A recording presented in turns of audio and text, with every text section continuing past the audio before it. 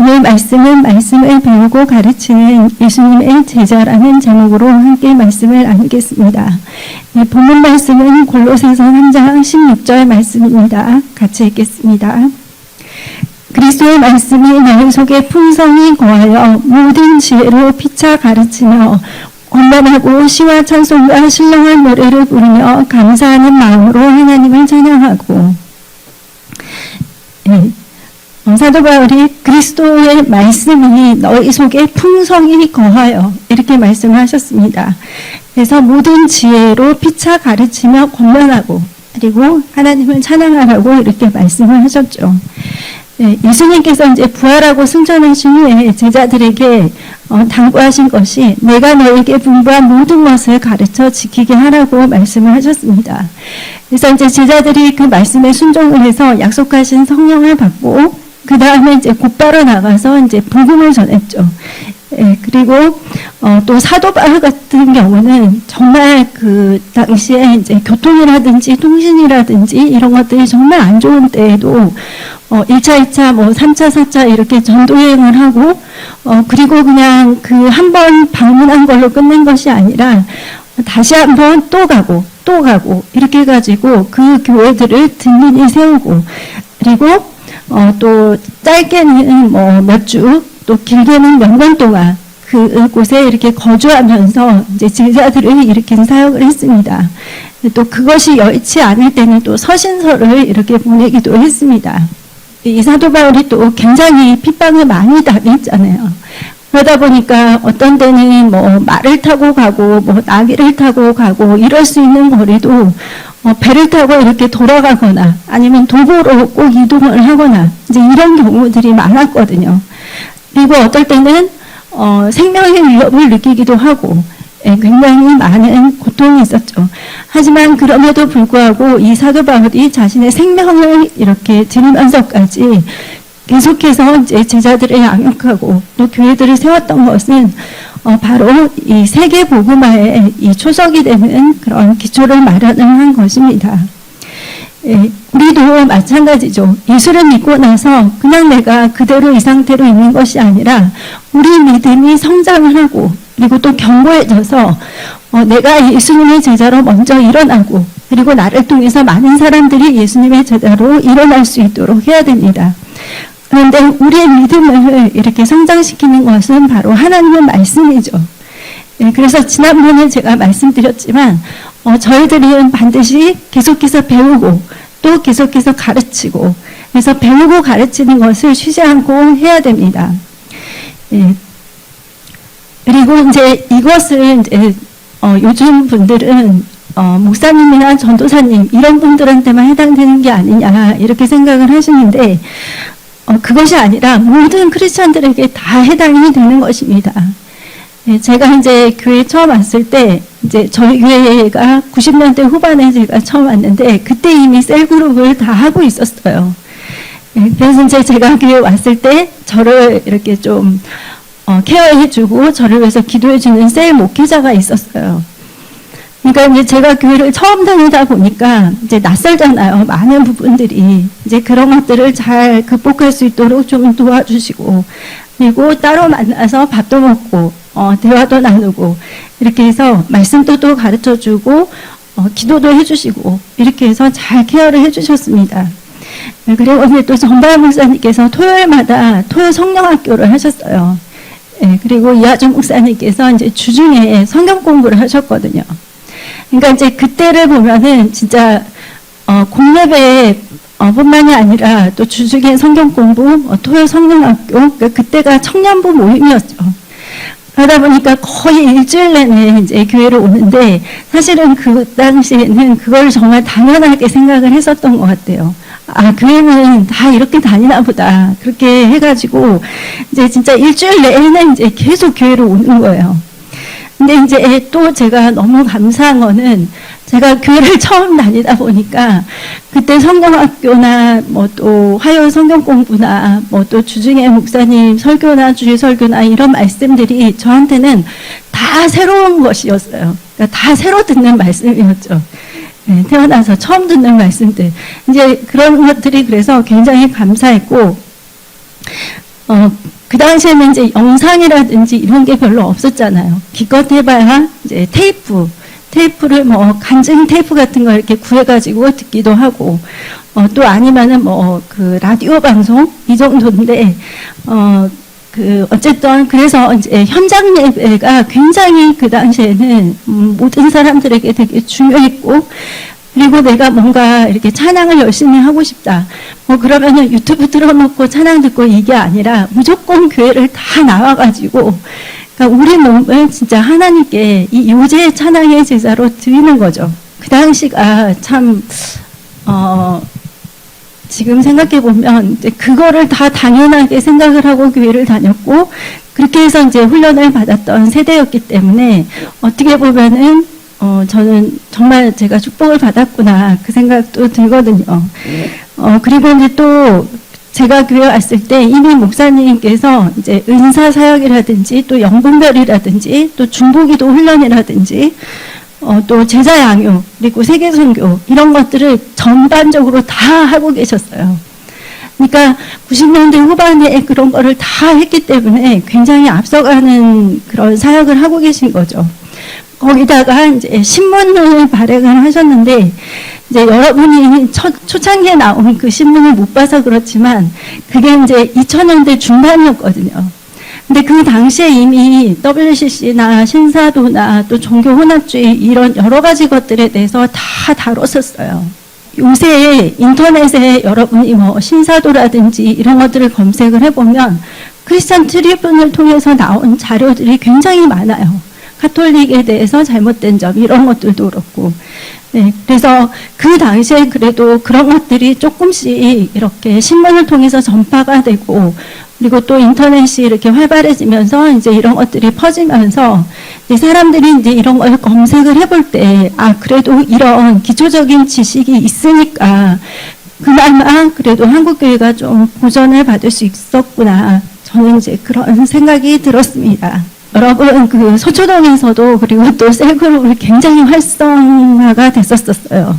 네, 그래서 이제 거기서 세워지신 많은 분들이 지금 이제 안수 집사님이 되시고 집사님들이 되셔가지고 네, 교회를 잘 지키고 계시죠.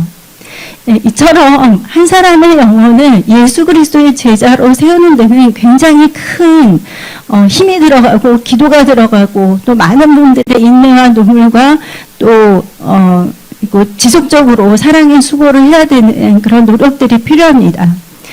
그냥 예수를 믿고 그냥 내가 교회만 그냥 왔다 갔다 하는 것이 아니라 내가 정말 하나님의 말씀이 아까 그 사도 바울이 말했던 것처럼 우리 안에 말씀이 풍성히 거해서 이 말씀이 흘러넘쳐서 다른 사람들에게도 생명을 주는 그 역사가 우리들의 삶에도 지금 꼭 있어야 됩니다.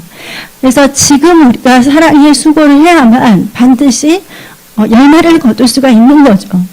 예, 그러니까 지금 내 눈앞에 뭐가 안 나타난다고 해서 뭐 눈에 보이는 걸 가지고 이렇게 하는 것보다 내가 지금 사랑의 그 수고를 그 씨앗을 뿌려야 되는 그때라는 것입니다. 예. 근데 이제 이 코로나라는 것이 사실 우리의 예배를 굉장히 많이 바꿔놨죠. 예. 조금만 이제 뭐 비가 오거나 길이 미끄럽거나 아니면 내가 좀 몸이 아프다 이러면은 요새는 내가 그럼에도 불구하고 교회를 가야 되겠다 이게 아니라 오늘은 그냥 그 인터넷으로 예배를 드려야 되겠다. 그러니까 이거를 굉장히 이제 손쉽게 선택을 하는 그런 시대인 것 같아요. 그러다 보니까 이제 교회 모이는 그런 것들이 좀 많이 흐려졌고, 그리고 또 교회론에 대한 부분도 굉장히 희석되고, 또 섬김과 봉사 이런 부분도 좀 약화가 됐죠. 그러니까 금요 철학 때 목사님께서 말씀하셨지만 저희들 서초동이나 반포동 이럴 때도 진짜 그 셀그룹별로 다 이렇게 날짜를 정해가지고 토요일마다 교회 와가지고 청소를 다 했었어요. 네, 카페트 다 청소하고 의자 다 치워가지고 쓰레기 다 정리하고 그리고 그거를 뭐 누구는 하고 누구는 안 하고 이게 아니라 진짜 모든 청년들이 다 함께 이렇게 했었거든요. 네, 그렇게 해서 이제 진짜 그 교회가 하나님 은혜 안에서 이렇게 든든히 세워지는 그런 일들이 있었는데 그래서 이제 그 히브리서 기자는 말세에 모이기를 힘쓰라고 했던 그 말씀이 바로 지금에 해당되는 말씀이라는 생각이 듭니다. 네. 그래서 저희들이 사실 물론 모이지 않는 거에 대해서 그렇게 말을 한다기보다도 어쩌면 좀 방법은 달라지긴 했지만 어쨌거나 하나님의 말씀은 변함없이 능력이 있으시잖아요. 그래서 저희들이 모여서 같이 말씀을 나누어도 좋고, 그리고 이제 카톡이라든지 줌이라든지 이렇게 해가지고 비대면이라도 우리가 말씀을 배우고 가르치는 일을 계속 해 나가야 합니다. 예, 이렇게 말씀을 배우고 가르치는 것을 생각해 볼 때 가장 모범을 보여주신 분은 바로 예수님이시죠. 예, 근데 이제 예수님께서는 신기하게도 한꺼번에 수천 명, 수만 명을 하신 것이 아니라 딱 12명의 제자를 이렇게 양육을 하셨습니다. 예, 그리고 이제 그 예수님께서 공생애를 이렇게 시간을 가지실 때 대중들하고 더 많은 시간을 보내느냐, 아니면 제자들하고 더 많은 시간을 보내느냐, 이제 이거를 좀 보면은 제자들하고 함께한 시간이 훨씬 많았습니다. 그러니까 예수님께서 공생애 동안 전도도 하시고 병도 고쳐주시고 많은 사역을 하셨지만 어쨌거나 제자 양육을 위해서 예수님이 굉장히 많이 이렇게 할애를 하셨다 하는 것을 알 수가 있습니다. 예, 그래서 이제 20이라는 숫자를 생각해 보면 이게 완전 수이죠. 예, 그리고 또 이스라엘이 12지파인데, 이 수는 꼭 예수님께서 나는 12명 이상은 절대 힘들어서 못해. 이제 이런 게 아니라, 이제 완전 수이고, 그리고 예수님의 사역의 완성을 좀 상징적으로 나타낸 것이기도 하고요.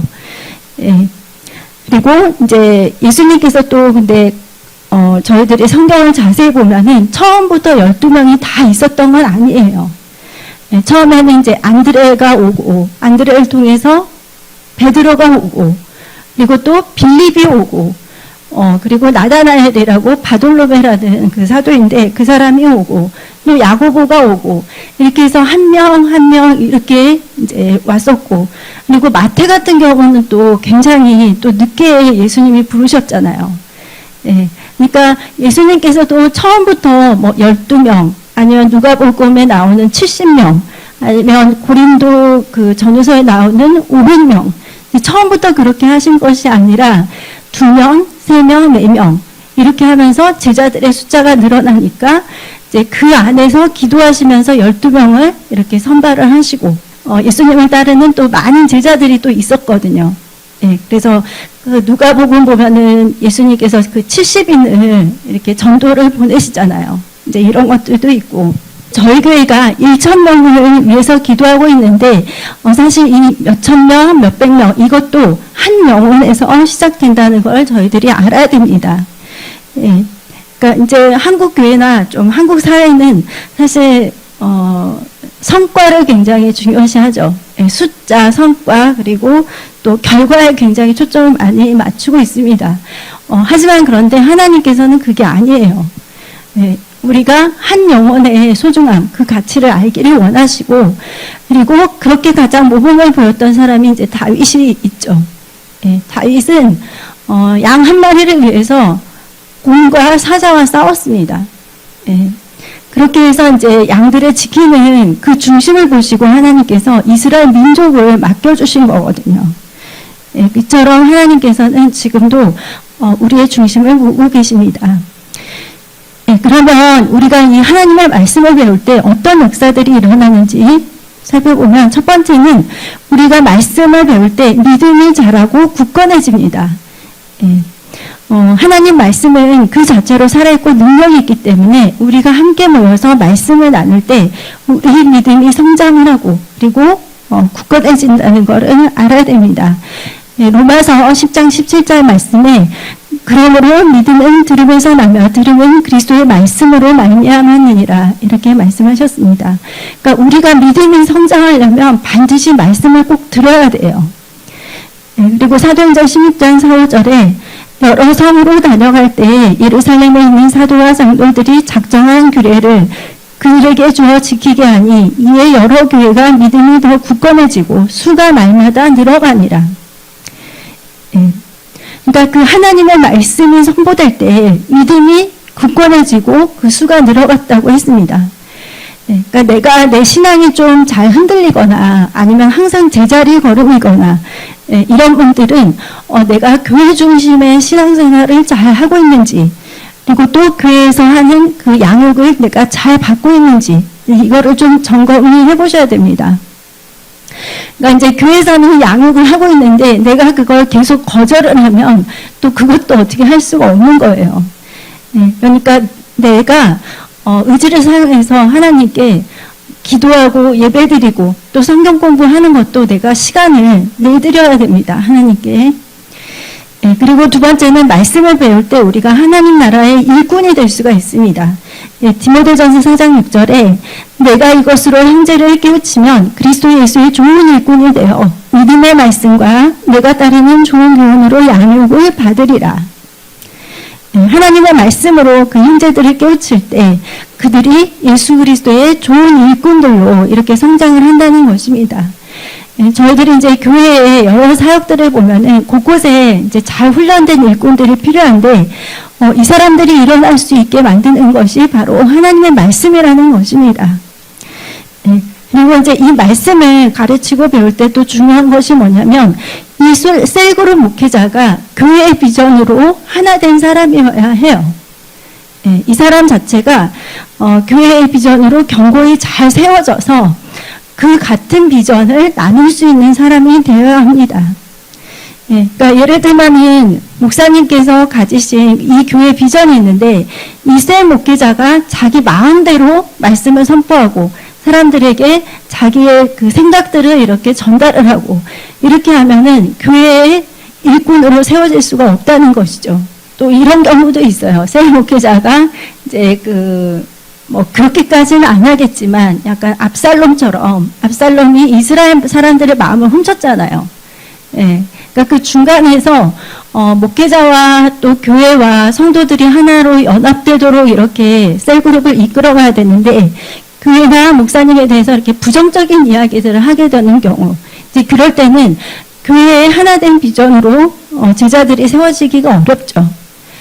그리고 또 주의할 거는 나의 제자가 아니라 예수님의 제자로 양육을 해야 됩니다. 그러니까 내 말을 잘 듣는 사람을 내가 마음껏 이렇게 양육을 해야 되겠다 이게 아니라 교회의 비전으로 하나 되고 또 예수님이 원하시는 그 제자들로 저희들이 세워야 됩니다. 그리고 또 이 사람이 그냥 교회만 왔다 갔다 하는 그런 사람이 아니라 교회 일꾼이 될 수 있도록 우리가 이렇게 양육을 해야 됩니다.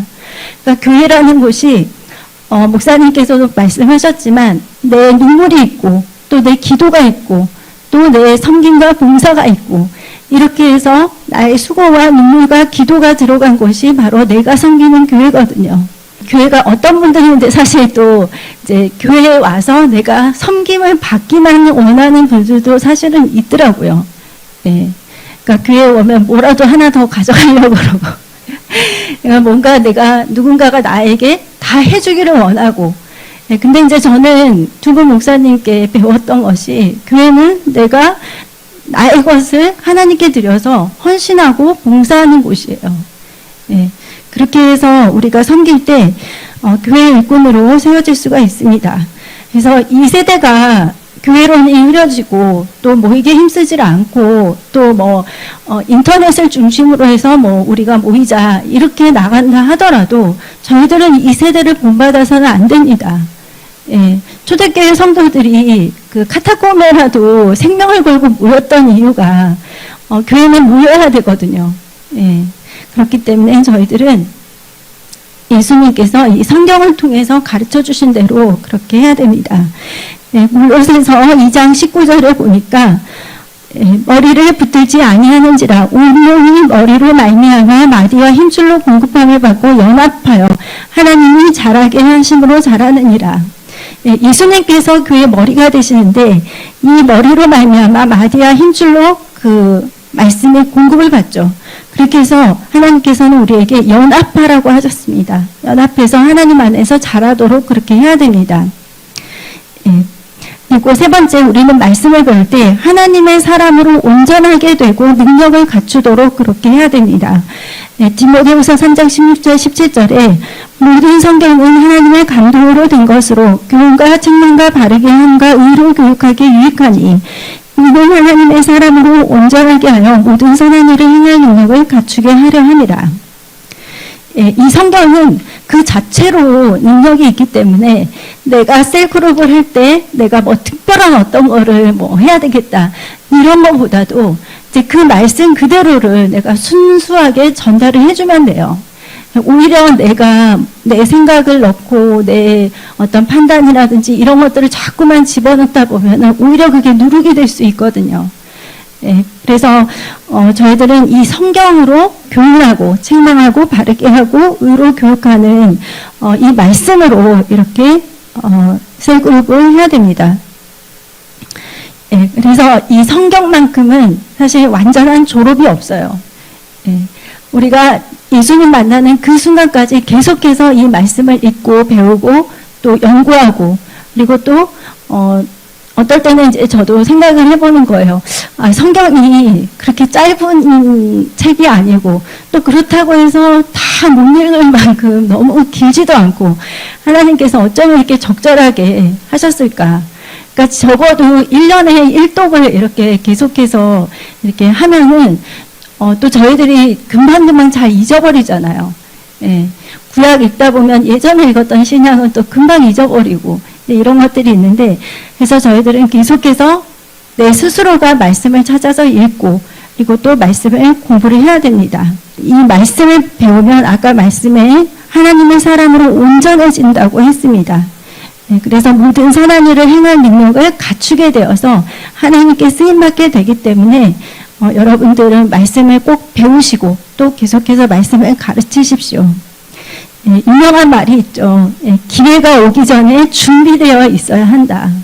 그러니까 내가 준비가 되어 있어야 하나님께서 너 오늘부터 이거 해 이렇게 말씀을 하실 때 내가 그걸 할 수가 있겠죠. 내가 준비가 되어 있어야지 하나님이 영혼을 보내주시겠죠. 그래서 여러분 잘 준비를 하고 계십시오. 그리고 네 번째는 말씀을 배울 때 하나님의 군대가 일어나게 됩니다. 에스겔 37장 1절에서 10절인데요. 좀 길지만 같이 읽겠습니다. 여호와께서 권능으로 내게 임재하시고 그의 영으로 나를 데리고 와서 골짜기 가운데 두셨는데 거기 뼈가 가득하더라. 나를 그 뼈 사방으로 지나가게 하시기로 본즉 그 골짜기 지면에 뼈가 심이 많고 아주 말랐더라. 그가 내게 이르시되 인자야 이 뼈들이 능히 살 수 있겠느냐 하시기로 내가 대답하되 주 여호와여 주께서 아시나이다. 또 내게 이르시되 너는 이 모든 뼈에게 대언하여 이르기를 너의 마른 뼈들아 여호와의 말씀을 들을지어다. 주 여호와께서 이 뼈들에게 이같이 말씀하시기를 내가 생기를 너에게 들어가게 하리니 너희가 살아나리라. 너희 위에 힘줄을 두고 살을 입히고 가죽으로 덮고 너희 속에 생기를 넣으리니 너희가 살아나리라. 또 내가 여호와인 줄을 너희가 알리라 하셨다 하라. 이에 내가 명령을 따라 대언하니 대언할 때 소리가 나고 움직이며 이 뼈 저 뼈가 들어맞아 뼈들이 서로 연결되더라. 내가 또 보니 그 뼈에 힘줄이 생기고 살이 오르며 그 위에 가죽이 덮이나 그 위에 생기는 없더라. 또 내게 이르시되 인자야 너는 생기를 향하여 대언하라. 생기에게 대언하여 이르기를 주 여호와께서 이같이 말씀하시기를 생기야 사방에서부터 와서 이 죽음을 당한 자에게 붙어서 살아나게 하라 하셨다 하라. 이에 내가 그 명령대로 대언하였더니 생기가 그들에게 들어가매 그들이 곧 살아나서 일어나 섰는데 극히 큰 군대더라. 예수를 믿은 후에라도 우리가 예배와 말씀과 기도 가운데 충만하지 않으면 마른 뼈들과 같은 그런 메마른 상태로 살 수밖에 없습니다.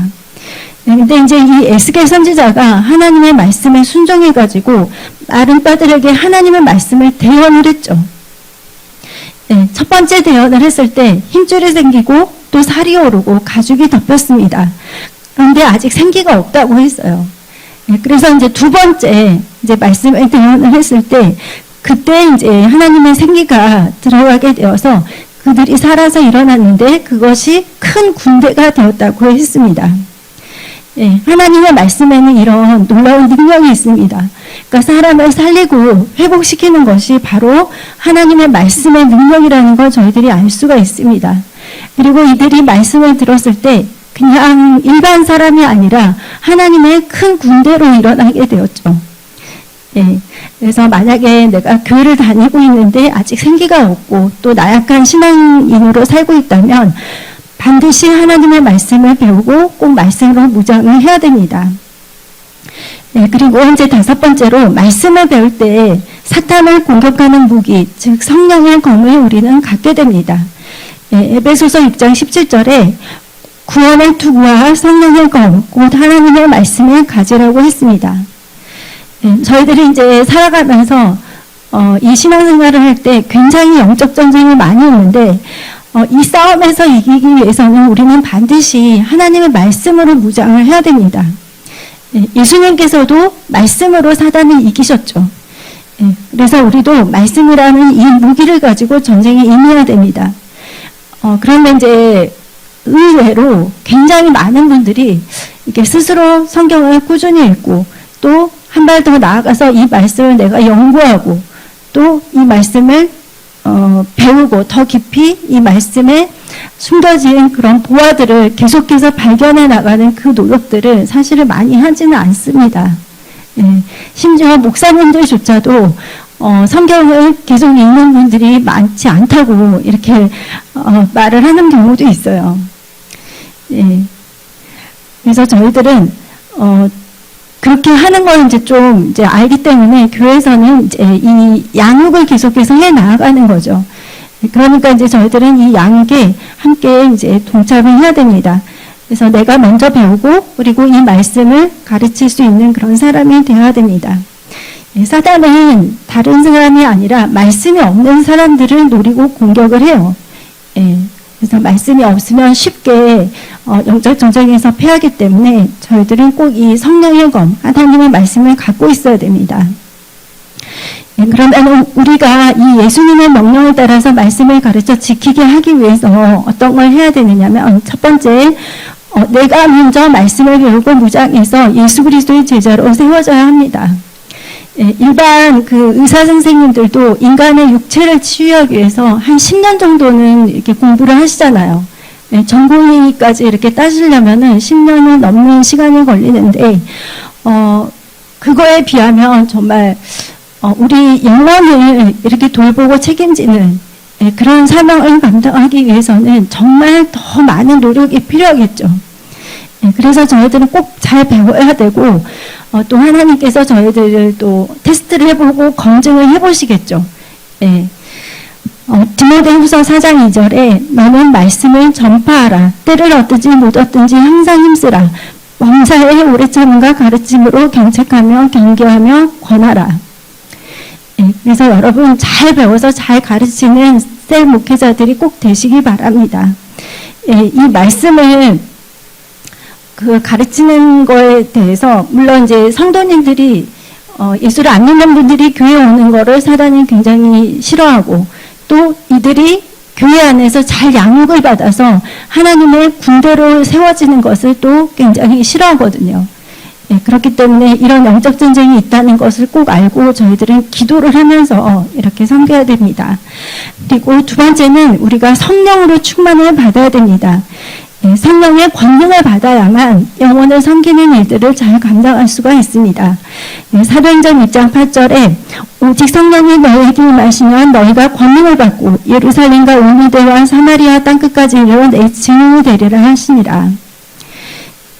예수님은 우리를 사람 낳는 업으로 부르셨는데 저희들이 계속해서 생활의 염려나 또 내가 이 삶을 어떻게 헤쳐나가야 하는지 이 삶의 무게나 그리고 또 너무나 작은 일들이라든지 여러 가지 그런 것들에 매몰되어 있으면 사실 하나님이 주시는 이 비전에 초점을 맞추기가 굉장히 힘들어지는 거예요. 그러니까 저희들은 잘 알아야 돼요. 하나님이 나를 구원을 주시고 계속해서 내가 이 땅에 있는 이유는 많은 영혼들을 전도하고 또 제자 삼기 위해서라는 걸 우리가 알아야 됩니다. 그래서 이 비전을 더 명확히 해서 우리가 하나님 나라 의를 구하면 사실 모든 것들을 더해 주십니다. 네, 여러분 중요한 상황을 놓치지 마시고 방탕함과 술 취함과 생활의 염려로 여러분의 세월을 허비하지 마시고 오직 성령으로 충만하셔서 예수의 증인의 삶을 사시기 바랍니다. 그리고 세 번째는 하나님께서 만나게 하시고 또 마음에 감동을 주신 영혼들을 위해서 우리는 꼭 기도를 해야 됩니다. 그러니까 이 기도가 내 거를 구하는 기도, 아니면 내 가족들을 위하는 안위를 구하는 기도, 이 기도를 넘어서서 정말 하나님이 안타까워하시고 또 그 잃어버린 영혼들을 향해서 하나님께서 가지시는 그 마음을 나도 가지고 영혼을 사랑하면서 기도를 해야 됩니다. 그러니까 우리가 사회 여러 곳곳에 이제 삶의 터전에 나가 있잖아요. 가정, 직장, 사업터, 학업터 여러 곳에 있는데 이제 여기에서 만나게 하시는 그 영혼들, 또 우리 가족과 친지들, 이 사람들이 바로 하나님이 우리에게 붙여주신 영혼들이거든요. 예, 그래서 저희들이 그들을 위해서 기도하고 금식하고 정말 그 영혼이 꼭 예수를 꼭 만날 수 있도록, 그리고 그들이 예배자로 세워지고 하나님의 군대로 세워질 수 있도록 우리가 그렇게 기도를 꼭 해야 됩니다. 예, 그리고 네 번째는 제자를 일으키는 것이 나의 사명인 것을 우리는 꼭 알아야 됩니다.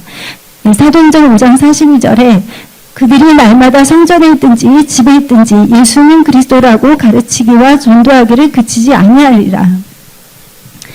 예, 어디 있든지 예수님에 대해서 가르치고 그리고 전도를 지속했다고 했습니다. 이것이 이제 초대교회 성도들의 모습이죠. 예, 그 모습을 저희들도 본받아야 됩니다. 예, 저희들의 관심사는 이 세상을 어떻게 잘 살아나가느냐, 이제 이런 부분들에 많이 있지만, 사실 하나님의 관심사는 영혼 구원입니다. 예, 그래서 저희는 이제 하나님과 같은 관심사에 관심을 가져야 되겠죠. 예, 그래서, 제가 어저께 이제 혼자 기도를 하면서 생각을 할 때, 정말 예수님이 없으면 얼마나 허무한 인생인가 하는 생각이 들더라고요. 예, 너무 바쁘게 살다 보니까 이제 40대가 어떻게 지나갔는지도 잘 모르겠고, 이제 50대 초반이 저도 되었는데, 아이들은 이제 계속 커나가고 있고, 또 나는 내 삶에 있어서 뭔가를 이루어 나왔지? 이제 이런 것들을 좀 생각을 하게 되는데, 어쨌거나, 만약에 내 삶에 예수님이 안 계셨다면 내 삶이 얼마나 허무했을까. 예, 이 생각이 정말 들었습니다. 예, 그래서 여러분, 저희들에게는 구원이 있고 또 천국이 있습니다. 우리 또 천국 가면은 천국에 집이 다 있죠. 예, 그리고 또 상급도 있고요. 그리고 영원한 그 영생의 삶이 우리에게는 보장이 되어 있습니다. 그러니까 이런 것들을 하나님이 우리에게 값없이 내려주신 그 은혜에 항상 감사하면서 뭔가 어릴 때 가졌던 아니면 내 삶에 가졌던 어떤 원대한 비전이 내 삶에 아직 이루어지지 않았거나 아니면 성취되지 않았다고 해서 이제 이 인생에 대해서 그런 허무한 생각, 그런 공허한 생각 이런 걸 갖지 마시고 하나님이 우리에게 주시는 이 구원과 또 천국과 상급과 영원한 생명에 항상 초점을 맞춰서 감사하십시오. 네, 그리고 또 이 가을은 수확의 계절이잖아요. 네, 저희들이 정말 혹독한 여름을 보냈는데 저는 반드시 저희들이 함께 기도하고 또 금식하고 또 하나님 안에서 애쓰면서 씨앗을 뿌렸던 것들이 전부 다 수확을 거둘 거라고 꼭 믿습니다.